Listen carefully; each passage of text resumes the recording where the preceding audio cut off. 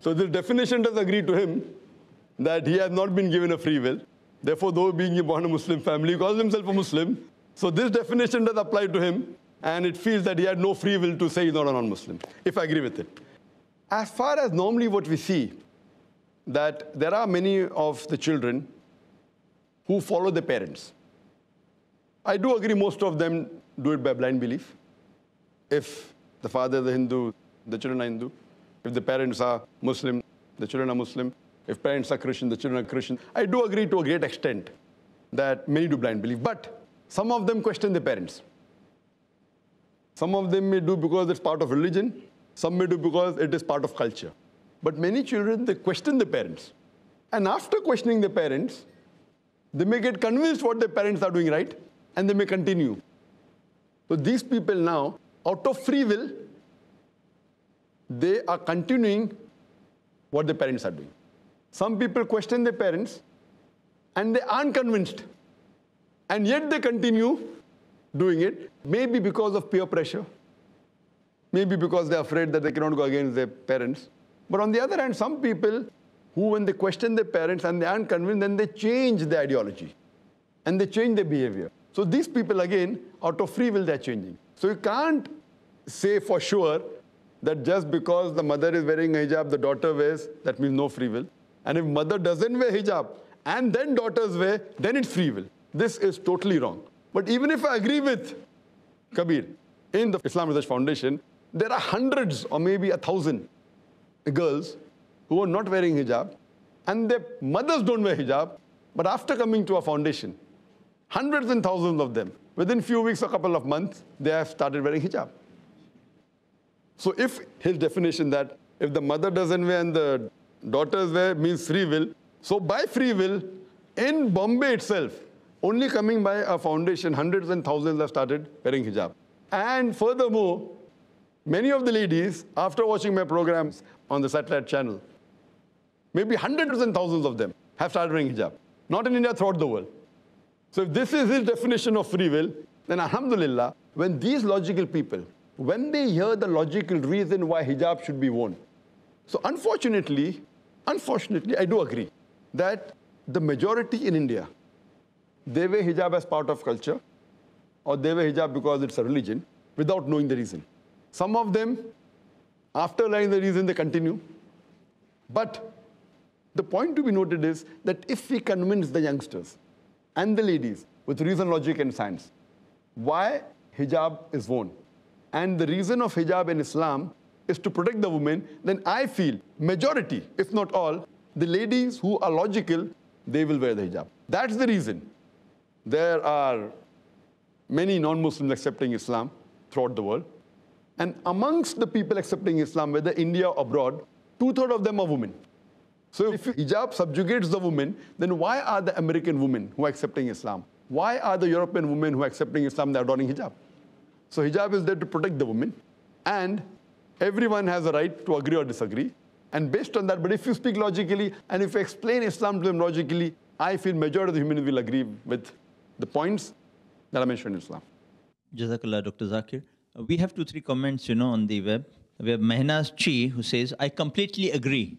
Dr. Naik deserves to be in a better place.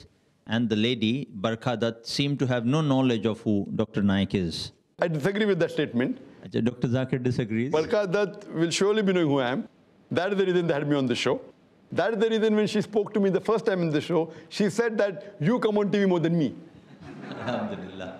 And when she asked the third question, she said that I know that you love answering questions from the audience. So I disagree with that statement that she doesn't know me. She knew me, but she being an expert moderator, she really moderated, not with honesty, but she had a point of view. And as I said earlier, that it depends upon the integrity and the sincerity of the moderator and the producer to project the people who are there on the show. I think the sister's misunderstanding stands corrected. We have Nadia Jamal, who says, I totally agree. Dr. Zakir hardly was given the chance to speak, and Brother Zakir in future should avoid sharing the stage with Jahil Muslims, especially like Soha Ali Khan and Kabir Khan, who don't even know what Islam is all about, and were arguing that Muslim lady wears hijab only if she sees her mother wearing it.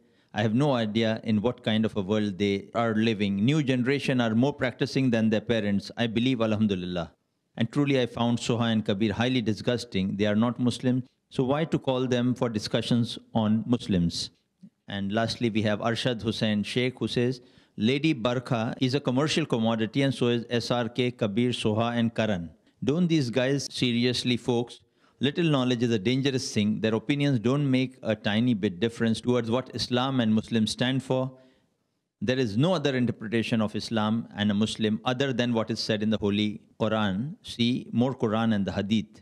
Either you are in or you are out of the circle. There is no room for so-called moderate or liberal Islam or a Muslim, and there is no such word called extremist or fundamentalist, rightly said by Dr. Zakir, that either you practice or you don't. Simple as that.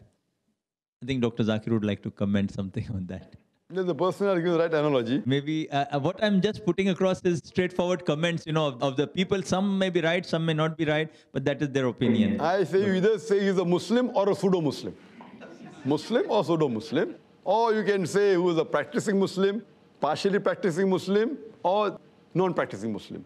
So non-practicing Muslim can be called a pseudo-Muslim, right terminology. There's nothing like moderate Muslim. No, Muslims, if he's a Muslim, he's moderate. I mean, and you can't say a person is an extremist Muslim. And I say, I'm an extremist Muslim.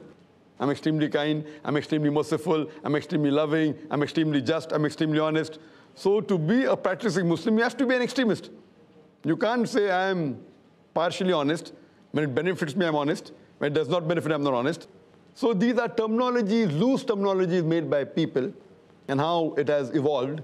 So these loose terminologies used by the media, extremist and fundamentalist, these, if you go back into history, they were used for somebody else earlier. If you've heard my talk on terrorism and jihad, etc., and I've clarified that this word fundamentalist was first used for the Christians.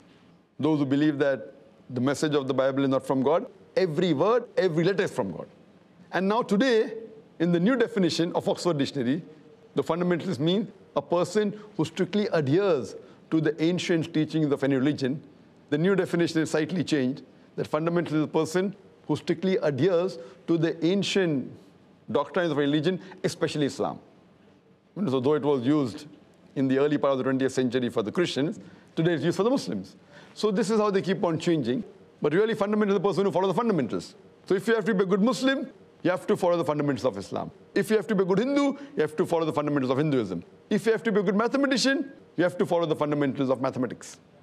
Jazakallah, Brother Zakir. Any further questions from our brothers here? Yes, brother, we'll just ask. Then we'll come back on the front. Assalamu alaikum wa rahmatullah. Wa alaikum assalam wa rahmatullah. My name is Farhan and I'm a student. Kabir Khan alleged that the definition of Islam that you gave was too narrow. So I would like to know your comments on that. Like, does the definition of Islam, what you said, does it change or it remains the same? The brother asked that Kabir Khan said that definition of Islam is very narrow. I said Islam means a person who submits his will to Allah subhanahu wa ta'ala. So if you want to know the meaning of a word, any word, where do you look? Look in the dictionary. If you want to know the meaning of any English word, you go to dictionary. You don't just say it off the cuff. And if you want to verify whether the person has said right or wrong, go to the dictionary. So you open any Arabic dictionary. Islam comes from the root word salam, which means peace, or salam, which means peace. It's also derived from the Arabic word silm, which means to submit your will to God. Submit. So Islam actually means peace acquired by submitting your will to God. And anyone who submits his will to God is called as a Muslim. So this is an Arabic word. I don't know how much does Kabir Khan know about Arabic. So a person who does not know Arabic, you ask him the meaning of Arabic word, it is like the person said, you're asking a driver about the treatment of medical disease. I don't know how much Arabic does Kabir Khan know. And what right does he have to comment on Arabic word which he doesn't know? So this is how the media, a person doesn't know Arabic and you're asking him the meaning of an Arabic word. So what we realize that if you want to know, you go to the authentic sources. And the best definition to know about Muslim is go to the Quran. Quran says that many places about Muslim, calls Muslim means one a person who bows to the will of Allah. In Surah Al-Imran chapter 3 verse 64 and many other places. Hope that's it. Yes. Any further questions? Yes. Assalamu alaikum, this is Aman Bukhari. Barkha Dutt doubted your reply, which you had tried to give about the Taliban's and how the American media, they manipulate the public. And according to her, CNN and BBC are the gospels for her. Now, the very same CNN and BBC had said that Iraq has weapons of mass destruction. And this was being relayed on these channels day after day, week after week, and months after months. And in spite of America invading Iraq, it was not able to find any weapons of mass destruction. My question to Barkha Dutt is, come on, Barkha Dutt, where is your answer to this? Where are the weapons of mass destruction? Your comments, please, sir. These examples can be given in scores, and I do agree with you. Not that I'm a fan of Saddam Hussein. Neither do I say that Saddam Hussein is a practicing Muslim. But you know, America attacks Iraq and puts a sanction embargo that no medicine, no food should go there, because of which more than 500,000 children were killed because of the sanction, putting sanctions. Who's to blame? And when they attack Iraq, they don't find any weapons of mass destruction. Who's to blame? I would blame George Bush. It is clear. Why can't she read between the lines? And she's a woman of the media. Or maybe, I don't know why she... It's very evident that even when Saddam Hussein was arrested, he had a trial, inverted commas, whether it's just, I don't know. Irrespective what he has done, in Islam, we have to give a fair chance to the person who is the culprit or the person who you think is responsible. I doubt whether he was given a free chance. Fine, I do agree he has done many evils, maybe, but surely there was no proof of weapons of mass destruction. No proof. And has anyone condemned George Bush? Fine. I know later on many people did say that he's terrorist number one. And when the survey came in America and throughout the world, who is terrorist number one? Is it Bin Laden? Is it Saddam Hussein? Or is it George Bush? And do you know, in all the polls, whether conducted in America or UK or throughout the world, George Bush, he swept the polls. The lowest he got was 73%. And some votes he got more than 80%. Now, when people compared, Americans compared, who is a terrorist? Bin Laden, Saddam Hussein or George Bush? Even in the BBC poll, George Bush swept the polls. Now, doesn't Barkha Dutt know about that? So very, very comfortably, they take what they want from the BBC, and they don't take what they don't want, and this is not again publicized. It comes once and finish. So if Barkha Dutt is a woman of the media, the same BBC says that this is the public opinion. Has she said, come on, BBC? Yes, brother. The next questions. We'll have brother here. Assalamu alaikum, Zakir bhai. Wa alaikum assalam. As I learned from you, alhamdulillah, you always quote that makaruhu wa makar Allah, wallahu khairul makirin. They make plan, Allah makes plan, and Allah is the best of planners.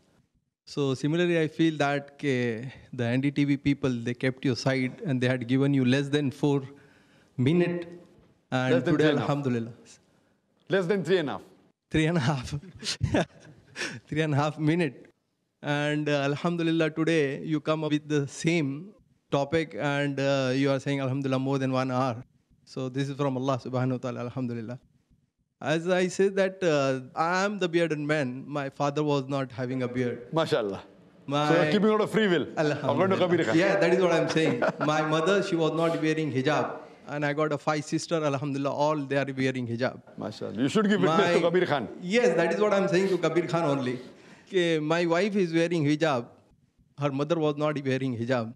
So I can dua to Kabir Khan, inshallah, biznillah. Maybe his son will keep the beard and his daughter will wear the hijab. Inshallah. If they watch Peace TV, inshallah. Inshallah. And I pray to Allah that may Kabir Khan also keep a beard. Inshallah. Inshallah. So now my question is, Zakir bhai, now 1, 2, 3, 4 times you've seen all these channel people. Okay, they have cheated you, I can say that. They have wasted your time. So if they will call you again for any program, will you go for them? That again depends. As I said, I'm not saying I'll never go for any talk shows again. I've been abroad on talk shows. As I say that I try and judge the integrity and the honesty and the intention of the person in the show. Maybe I judged NDTV earlier when they had an interview of mine, which was taken by Shekhar Gupta. It was wonderful. It was par excellence. Why? Because he didn't edit anything. Even though he may not have agreed with everything what I said, but he allowed me to speak. So therefore, one-to-one interview is far superior. Even there, a person who has an evil intention can alter many things. But Shekhar Gupta, editor-in-chief of Indian Express, same television channel NDTV. So I cannot say it is the NDTV agenda to malign Muslims. It may be the agenda of the We the People show. That's what the people always say that, So maybe. So depending upon who calls me. But normally, after appearing for the show of Farooq Sheikh on Mard, I always put a condition, especially to the non-Islamic channels, that I will get my own camera, I will get my own crew and record. Some initially say yes, then they say no. Here they told no at the last moment. So they went a step further than the other channels. I have been invited by hundreds of talk shows by many channels. Again, as a policy, I don't attend because it's too much of time wastage. Coming there and spending hours and being allowed to speak for 3-4 minutes. Personally, because I already come on the channel.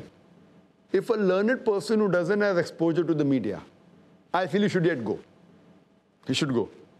Maybe the people get some hidayah. But here, because I come on the various channels, there are hundreds of millions of viewers, it will damage the information.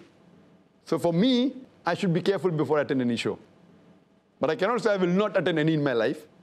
I'll take the precaution, but rest I leave in the hands of Allah. As you rightly said, Allah says in Surah Imran chapter 3 verse 54, Makaru makarullah wallahu khairul makirin. They planned and plotted, Allah too planned. Allah is the best of planners.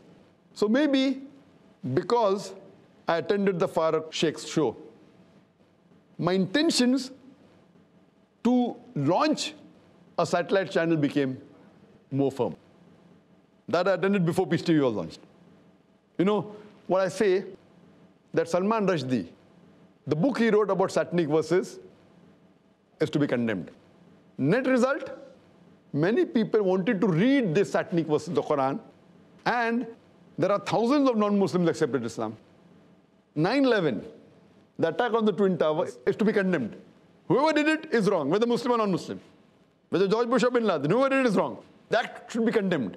But the net result, whoever did it, net result, many people wanted to know what is this religion about Islam. And when I used to go to the Western countries before 9/11, there were few non-Muslims used to come for my talk. Now when I go post 9/11, there are more non-Muslims attending the talk. So net result is that we have more opportunity to dawah. The act was wrong, but the end result, Islam is spreading faster. So more the media is maligning Islam, we find that Islam is spreading more. So if they have more such like these on the NDTV, I personally have no problem. Because Allah is there to take care of His deen and His religion. And somehow or the other, at the end of the day, it will surely be benefit for Islam. Yes, brother. Assalamu alaikum. Wa alaikum assalam wa barakatuh. Shah Rukh Khan sounded a little apologetic when he said something somewhere is wrong, but we have to adjust and bear with them. So how far we should adjust and why should we be apologetic? That's my question. I don't know in which context are you telling about that. And everyone is talking about Shah Rukh Khan. I don't know which context he mentioned this. But yes, there are many people who are apologetic.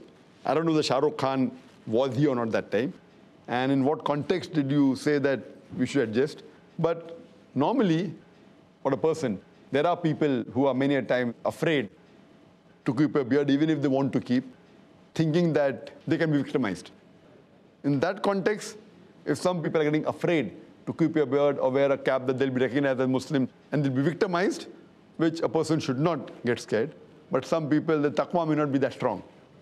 And there are cases where riots take place in certain countries, in certain cities. And if out of fear someone does that, so may Allah forgive them.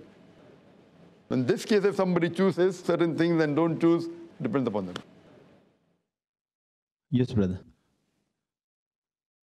Assalamu alaikum. My name is Tanveer Sheikh. By profession, I'm a businessman. I have got two quick questions. Number one is, after watching the program, it appeared that Barkha Dutt and Kabir Khan were trying to promote a new religion known as the moderate Islam, where everything that Islam permits is prohibited and everything that Islam prohibits is permitted in this religion. So your opinion about that. And number two, I have seen you in many live debates all over the world. How do you find the experience of a live debate as compared to a debate on TV show? Jazakallah. As far as Barkhadat and Kabir Khan promoting moderate Muslim, that has been answered in the email very clearly. I need not comment further that when I spoke, if you see the full debate, I was asked only 4 questions by Barkhadat. And in these 4 questions, I was interjected by her more than 12 times. On average, every question she interjected thrice, not allowing me to complete. And Kabir Khan also interjected me thrice. So this shows that even if they give me 3.5 minutes, if they give 3.5 minutes to me, okay, speak for 3.5 minutes, or speak 1 minute without interjection, I don't mind. I don't mind going on a show, even speak for 3 minutes, saying, okay, here, you have got 3 times 1 minute and 1 time half minute. I've got no problem. Give me 4 times. But saying a sentence, 20 seconds, again interjecting, again asking a second question, this is an expertise of a person who's well-versed. Not that I wasn't aware, but I, being on the panel, not the moderator, I could not do anything. And same thing, when I spoke something, if she didn't interject, it was Kabir Khan. So one answer on average 4 times. Once by Kabir Khan and thrice by Barkhadat. But irrespective of what it is, I did make my point clear that Muslim is a person who submits his will to God. It's not submitting the will to Kabir or to Barkha. It's submitting your will to God. What's the will of God? Read the Quran. And Quran says, Rasul, you have to go to the Hadith. So if you want to know what a true Muslim is, you have to read the Quran and follow the commandments. Go to the Hadith and read. That's it. And any scholar will say anything. If it matches with Quran and Sahih Hadith, you follow. What I say also has got no value in Islam. If what I say matches with the Quran and Sahih Hadith, you follow it. So even if Barkhadat says something about Islam, if it matches with Quran and Sahih Hadith, you follow. If it doesn't match it, you leave it aside. As far as the difference between a live debate conducted in public and the debate conducted in a TV show, the difference is that in a live debate, when we have a public debate, and you have seen many of the debates that I've taken part in, it's a normal format is given. Each of the 2 speakers is given equal amount of time to speak, whether it be half an hour each, or 50 minutes each, or 1 hour each, or both are given chances twice. And the role of the moderator is to see to it that each speaker sticks to the time. Even though the topic is given, the speaker can sway from the topic, that's his will. It is the audience who is the judge. And the role of the moderator is to keep the time and to see to it that the questions are given equally to both the speakers, both having different views. In a TV talk show, it is not like the one we have in the public. When you have a TV talk show, the moderator is here also supposed to be neutral, which is never the case. In a panel debate, the moderator normally is not neutral. Rarely will you find a talk show in where the moderator is really moderate, means neutral, unbiased. Most of the time, depending upon the agenda of the moderator or of the producer, they can sway the debate. If the 2 people who are debating, the moderator may give more time to the view he or she likes and may give less time. There is no timekeeping like the way we have in a public debate. In this context, that is more fair. This is unfair, where a lot depends on the moderator and even on the producer. If he does not like the view of the person who has won the debate, in the post-production, he can chop off his answers. In the live debate, you cannot. So if a live debate is recorded and shown on the channel, that is far better. Fine, even a live debate can be edited. But since both the parties have a recording, if someone tries to edit and show a wrong version, the other party also has a copy. Here, if you tell that I'm coming on your TV show for a debate, let me get my cameras, no one will agree. Unless the intention of the moderator is clear and correct. They will say, okay, it is, it is our show, we are doing it for money, we are doing it for TRP. Tell them, okay, we'll record, you keep the cassette, give the cassette after reeling, after telecasting a show. So we have told that on many channels. Fine, if you fear that we record, we will show it before you. What do? We'll record. You can keep your cassette, power cassette with you. Once you telecast the show, give our original back. They will never agree. Unless the intention of the moderator or the producer is nothing but showing the truth, he will allow you. But we have asked in India more than 100 times when I've been called for panel discussions or for TV interviews or for a panel debate that let us get our cameras. Initially they may agree, but before the show backed out. So this shows the intention of the moderator. So therefore I prefer having a public debate in the public rather than on the TV show. We continue with comments from some of the websites, especially NDTV. There's Shazia Irshad who says, and now we have more media distortions regarding Islam. Barkha Dutt is a slick lady, simply brilliant, amazing manipulative skills, knows exactly when to interrupt so nothing earth-shattering is said by the learned Dr. Zakir Naik. We have Ahmadullah Tawfiqullah saying, Barkha didn't give time to Dr. Naik. It was a waste.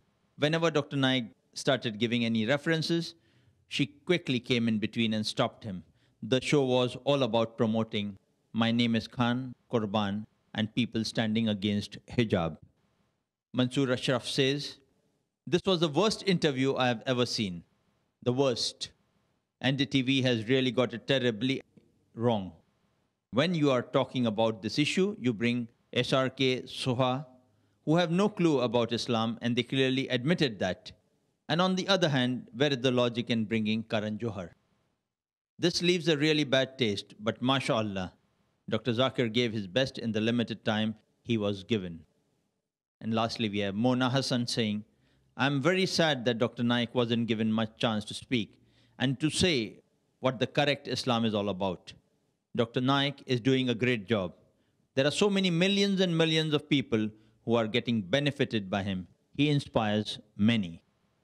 The question before all of us is, what's the reality behind TV talk shows?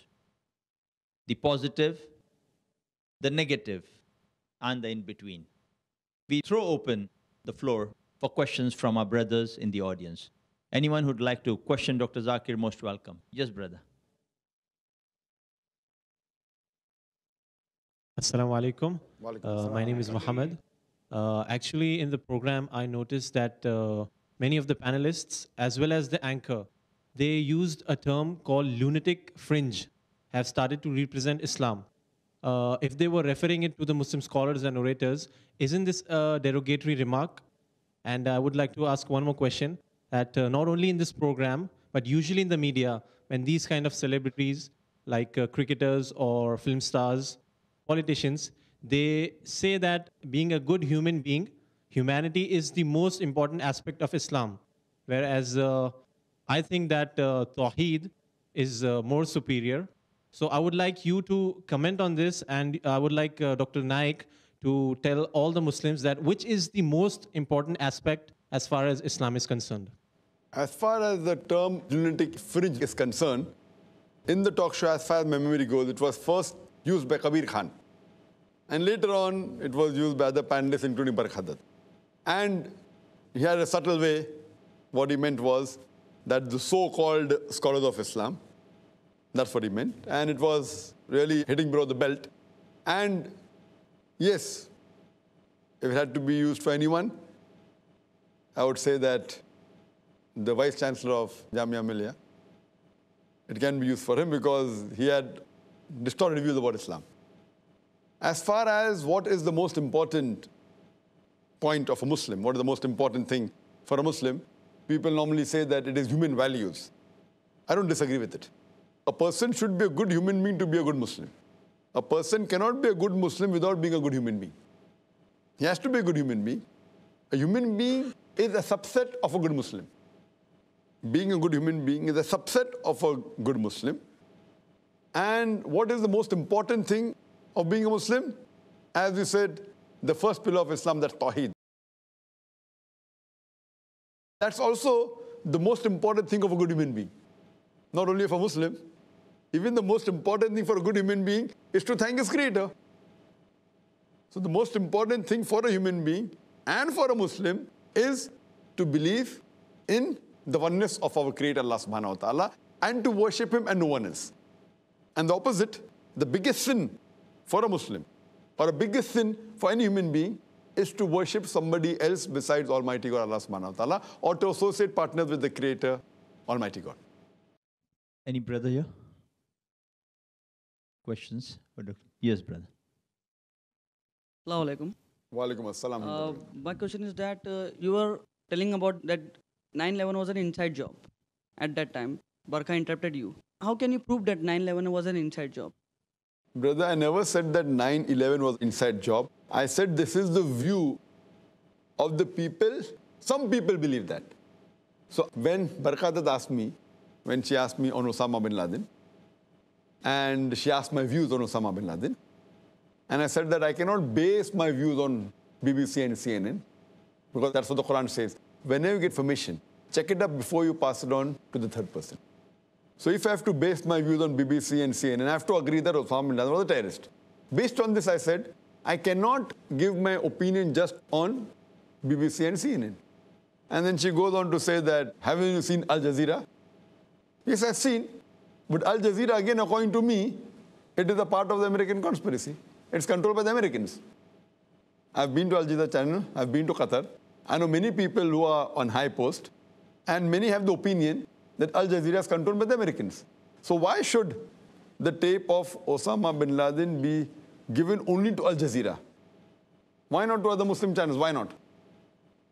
Fine, again, what I told her, that I have seen even Al Jazeera, but I've even seen Loose Change. Now, Loose Change, there are many documentaries that are available in America, made by the Americans, which prove that 9/11 was an inside job. And I, being a man of research, I told her, I keep on traveling, and I see the evidence from both the sides. Now, logically, if you see the evidence shown on BBC and CNN and shown on Al Jazeera, compared to what is shown in Loose Change, 9/11, and various other documentaries, and especially, there was an article that even came in Times of India, that there were 75 American scientists holding top posts in various universities who said that we cannot agree that 9/11 could have been done by few Arabs. It's impossible. And we are going to expose the truth. And they said that this has to be an inside job. Who? Not normal Americans, American scientists and professors. Now, here you have on one side American scientists and professors who are giving their view, and here you have clippings which are shown on Al Jazeera, which many of them say it is morphed. And as I give an example, that those who know the media well, and I give an example, that when they showed the Taliban beating the women, one of the experts said, and there was a couple, Malaysian couple, who have been for a couple of months in Afghanistan. They're doctors. They are normal people. Husband and wife, both of them doctors. And many other people, they said that because they lived with Taliban, they know how the Taliban wear the turban. And what is shown on the BBC, CNN, National Geography, it is not the way the Taliban tie the turban. Because we, as non-Arabs, we do not find a difference in how the Saudi ties his turban, how does the Kuwaiti tie his turban, or Emirati. But these people know there's a different style. The Saudi Arab wears a turban, the Kuwaiti Arab wears a turban. First, it's the same. First, most of the Chinese look alike. But the Chinese know what is the difference between the different Chinese. And the same thing. Once it was asked to Yuan Redley that what is your view about Al-Qaeda? Now, she was there, she lived with Taliban. She went to expose the Taliban. She went to expose the evil done by them. But when she goes to Afghanistan, she's arrested by the Taliban. And when she's arrested, she thinks now she's going to be slaughtered. She's going to be raped. And she thinks this is the last moment of her life. But they surround her, and she's wondering that the last day of the life. They surround her and they are silent, and she's wondering what happened. Then after a lot of, maybe a couple of hours, there's a lady who comes and checks whether she has any weapon. She's so irritated that if you wanted me to know, she puts up her skirts and shows that she has nothing. And all the Taliban turn away. They look the other side. So she's saying that to destroy the Taliban, even if you send some undergarments by plane and drop it, they'll be destroyed. That means how modest they are. This is said by a British reporter who goes to Afghanistan. And later on, she realizes the way they treated her. Before she was released on one condition. They didn't force her. They said, you promise us that you'll read the Quran. So she said that once she's released, she's read the Quran. Only on that condition they left her. They didn't demand anything. And when she was released, when the media asked her, what happened? And she said that they treated me like a guest. After that, she was boycotted from the media. So this shows how the media is biased. And I have spoken to Yvonne Ridley personally. She's the reporter. So same way about the inside job. When you see these documentaries on 9/11 or Loose Change again is a documentary which gives various evidences why 9/11 was an inside job. And time will not permit me to give all details. If you see my video cassette, is terrorism a Muslim monopoly? And terrorism and jihad, I've spoken about this. Just to mention a few. They said that it's not possible that an aircraft, when it collides into the Twin Towers can crumble down. Immediately, the person who constructed the Twin Tower said, it's not possible that the fuel of the aeroplane can melt the iron bars of the Twin Towers. It requires more than 2,000 degrees. And that's not the degree of the fuel. 2,000 degrees centigrade. It's impossible. Immediately, within 2 days, the person who made the statement was sacked. Similarly, those who spoke against 9/11, the 75 scientists, even they were sent on a long holiday. They were sacked. So when America speaks about freedom of speech, why do they don't want anyone to speak against them?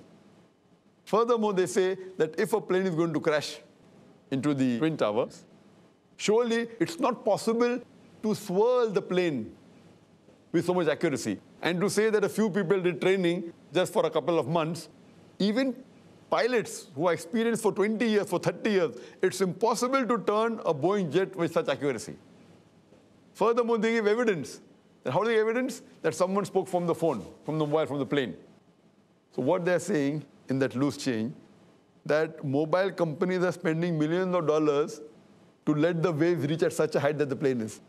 Now, how is it possible that the mobile phone could be heard from such a level? And what they say, that the person who spoke on the mobile, he speaks to his mother, Mark Bingham. So he tells his mother that I am Mark Bingham speaking. I am Mark Bingham speaking. Now, if I speak to my mother, I'll say I'm Zakir speaking. I'll say I'm Zakir Naik speaking. So no son will tell the surname to his mother. So this shows that that was again a gimmick or a planted evidence. I'm Mark Bingham speaking, and the whole plane is being sabotaged and we are being taken as hostage. So this shows that this was a sabotage. And furthermore, one of the air hostesses saying, oh, there are buildings, there is water. All the air hostesses know that building and water is there. So these evidence is shown. And furthermore, the plane that crashed into the Pentagon, they say that the CIA is so much well informed that even a bird cannot fly over the Pentagon. And imagine a plane comes and crashes into it. And the crater that was created by that plane was round. If a plane crashes into the Pentagon, besides the body of the plane, even the wings will make some dent in the building. There was no evidence of any wings found outside the Pentagon. So it can be a torpedo which was sent. And several such evidences. You can give a lecture on that. I don't intend doing that. So based on this, I say that the evidence shown in Loose Change are far superior than what is shown on BBC and CNN. Yet, I'm not saying inside job. I said there are possibilities. Same with Bin Laden. I don't say that Bin Laden is not a terrorist. I said, I don't know.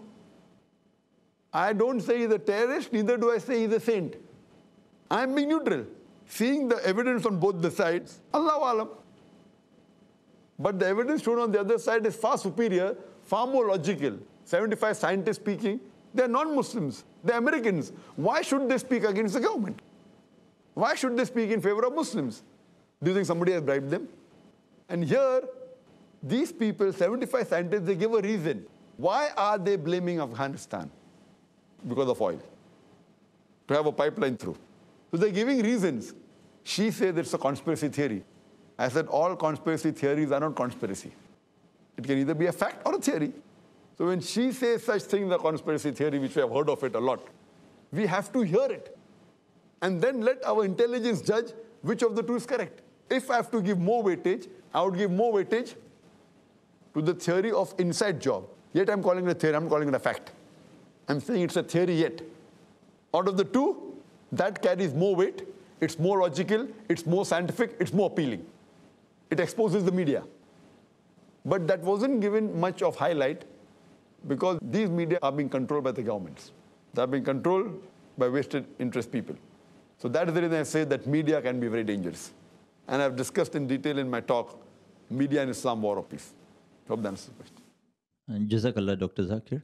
A few questions and comments from the websites. We have Roxana Parveen asking, as a world-renowned scholar, Dr. Zakir should have put certain conditions before the show. He has his own and best reputation among them. I think he's already answered that, but she says, further comment, without certain conditions, he could have just sent his son, would have been the youngest yet most knowledgeable and more than sufficient person alone.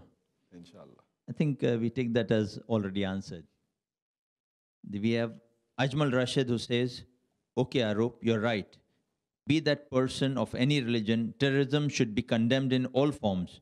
But please tell me why the specific term Muslim terrorist is used and not Hindu terrorist or Christian terrorist or Zionist terrorist.